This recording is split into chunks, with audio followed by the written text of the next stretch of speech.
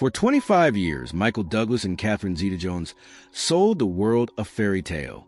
They were the king and queen of Hollywood, defying the odds. But at 80 years old, Michael is finally done pretending. Behind the smiles lies a history of tragedy that would break an ordinary man. Stage for cancer, a son lost to prison, a wife battling mental illness. He recently admitted that for years, he was living in a private hell. Was their marriage a romance, or was it a survival pact?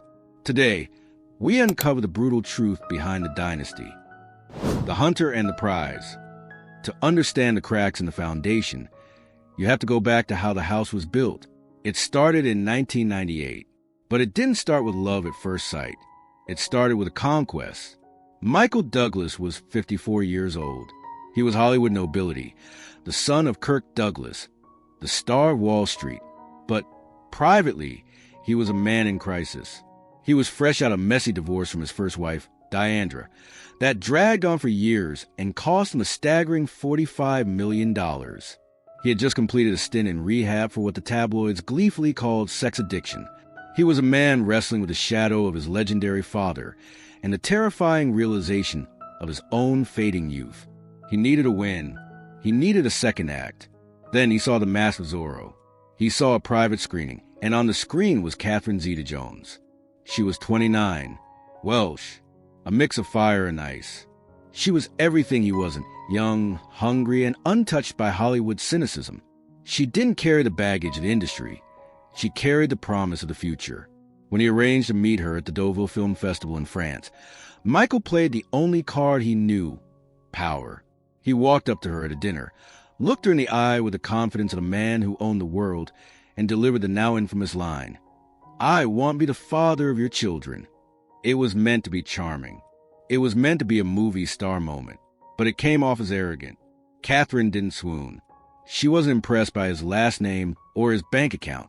She looked at this aging playboy and said, "I've heard a lot about you, and I've seen a lot about you, and it's time to say goodnight." She walked away.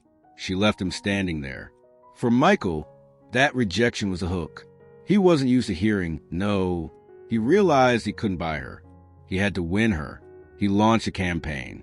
He sent roses to her film set in Scotland. He wrote apologies.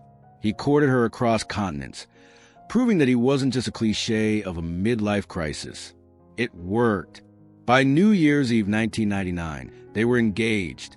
By August 2000, their son Dylan was born. By November, they were married at the Plaza Hotel in New York in a wedding that cost $1.5 million. The world was mesmerized. It looked like the perfect merger of old Hollywood power and new Hollywood beauty. But beneath the surface of the wedding of a year, the lawyers were already drafting the blueprint for disaster. The prenuptial agreement was brutal. It was the talk of the town. IT reportedly included a clause that gave Catherine $2.8 million for every year of marriage if they divorced, and a cheating bonus of $5 million if Michael was unfaithful. This wasn't just a romance. It was a business merger. It was a contract built on a lack of trust. And then there was the age gap, 25 years. That is a quarter of a century. When they married, Michael was entering the autumn of his life. Catherine was just entering her summer. He wanted to settle down, play golf, and rest. She was ready to conquer the world, win Oscars, and dance until dawn. For a while, the glamour hit the cracks. Catherine won an Academy Award for Chicago while heavily pregnant. Michael played the role of the proud, supportive husband. But gravity always wins. And the weight of that age gap, combined with the Douglas family curse of addiction and tragedy, was about to bring the ceiling down on their heads. The double curse of cancer and prison. The fairy tale officially ended in 2010. It was a year hell arrived at the Douglas doorstep, not in one form, but in two. It was a perfect storm of physical decay and emotional devastation. First, the physical collapse. Michael had been complaining of throat pain for months. He saw doctors in America and Europe. They missed it. They told him it was an infection. They gave him antibiotics. By the time a specialist in Montreal finally looked deep enough, it was stage 4 throat cancer. The tumor was the size of a walnut, sitting at the base of his tongue. Stage 4 means there is no stage 5. It was a death sentence staring him in the face. The treatment was medieval. It was a war against his own body. 8 weeks of intensive chemotherapy and radiation. The radiation burned inside his mouth so badly he couldn't eat solid food. He developed sores that made swallowing feel like swallowing glass. He lost 40 pounds. He withered away. The man who played Gordon Gekko, the master of the universe who once said, "Greed is good," was reduced to a skeleton huddled on a sofa, too weak to speak, fed through a tube. But physical pain is one thing. Emotional torture is another. While Michael was fighting for his life, his heart was being broken by another tragedy, one that the media often forgets to mention, but is crucial to understanding the darkness of that year. His eldest son from his first marriage, Cameron Douglas. While Michael was undergoing radiation, Cameron was sitting in a federal courtroom, facing a minimum of 10 years in prison for dealing methamphetamine. The details were sordid. Cameron had been dealing drugs from a high-end hotel room in Manhattan. He had spiraled into heroin addiction. Michael had to drag his dying body to court to plead for his son's life. He had to stand before a judge, looking frail and broken, and admit that he had been a bad father. He had to admit that the Douglas family legacy of addiction, a curse that ran from his father Kirk to him, and now to his son, had consumed his boy, and it got worse. In prison, Cameron was caught with drugs again. His sentence was extended. He was thrown into solitary confinement for 2 years. 2 years in a box. Michael, lying in his own hospital bed, was tormented by the image of his son rotting in a concrete cell. He felt helpless. He felt like he had failed the one job that mattered. Imagine the guilt, wondering if you're going to die, knowing your son is being destroyed, and feeling like it is all your fault. Catherine watched all of this. She was 41 years old. She was supposed to be in the prime of her career. She was supposed to be enjoying her Oscar win. Instead, she became a nurse to a dying husband and a stepmother to a convict. She had to shield their 2 young children, Dylan and Karis, from the horror. She had to explain why Daddy couldn't talk. She had to explain why their big brother wasn't coming over for Christmas. The stress was unimaginable. She held it together for the cameras. She smiled on the red carpet. She told the press, "Michael is a fighter." She played the role of the stoic wife perfectly. But behind closed doors, the pressure cooker was whistling. No human being can carry that much weight. The fear of widowhood, the shame of the prison scandal, the demands of motherhood, without cracking. And soon, Catherine broke. The day Catherine finally broke. In January 2011, Michael Douglas announced he was cancer-free. The tumor was gone. The world cheered. It was a Hollywood miracle. But for Catherine, the all clear wasn't a relief. It was a moment the adrenaline stopped and the trauma crashed in. It is a common phenomenon in trauma survivors. You hold it together while the house is burning, but the moment the fire is out, you collapse.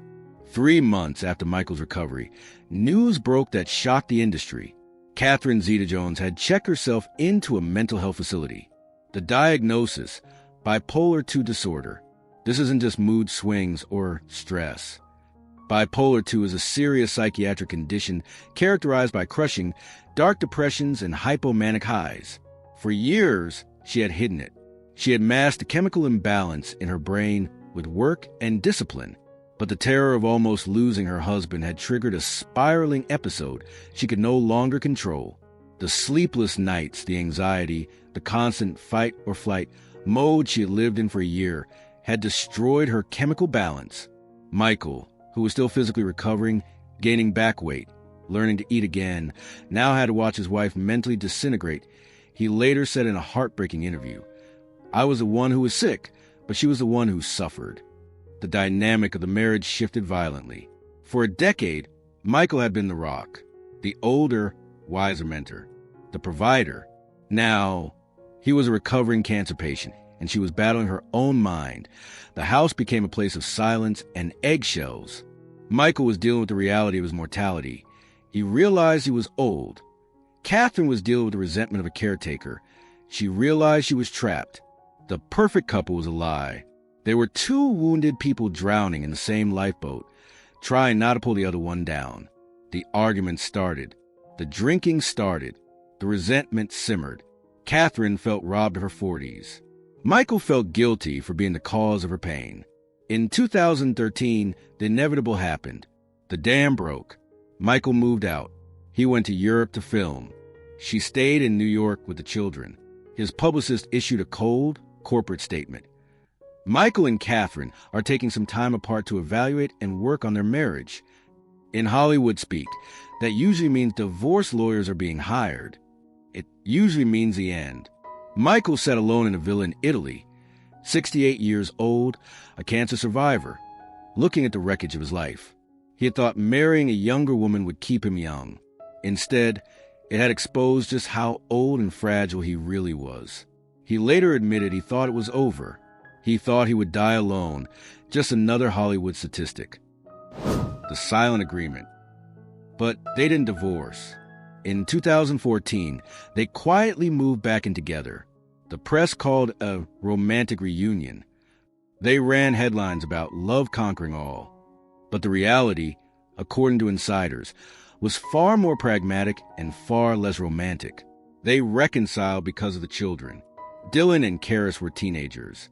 They needed stability, not a custody battle. They reconciled because a divorce would have destroyed their combined $400 million fortune. The legal fees alone would have been astronomical. They reconciled because, frankly, no one else would understand what they had been through. They were bonded by the trauma of the cancer and the prison scandal. They were the only two people who knew the truth.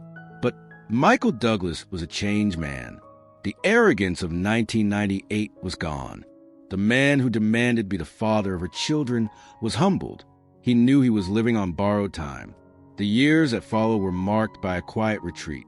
They sold their massive estates in Bermuda and Mallorca. They downsized. They stopped chasing every party. Michael began to speak more openly about the lie of the perfect marriage.